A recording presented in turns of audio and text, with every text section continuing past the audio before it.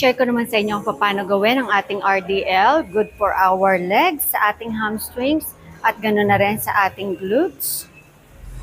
So, kuha tayo ng dumbbells. Stand shoulder width apart, core tight, hinge from your hips, i-glide ang dumbbell sa inyong shin or sa harap ng inyong legs. Slightly bend your knees, and then feel the stretch.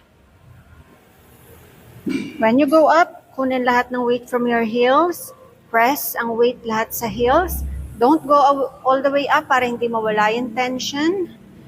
So again, hinge from your hips, slightly bend your knees, i-glide ang dumbbells sa inyong shin or sa harapan ng inyong legs. When you go up, kunin lahat ng weight from your heels. Don't go all the way up para ang tension tuloy-tuloy.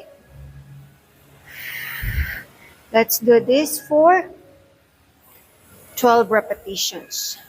2, 3, and 12. Kung mas nararamdaman ninyo sa inyong hamstrings, then i-bend nyo pa ng konti ang inyong knees and hinge from your hips. I-glide ang dumbbell and then press lahat ng weight from your heels.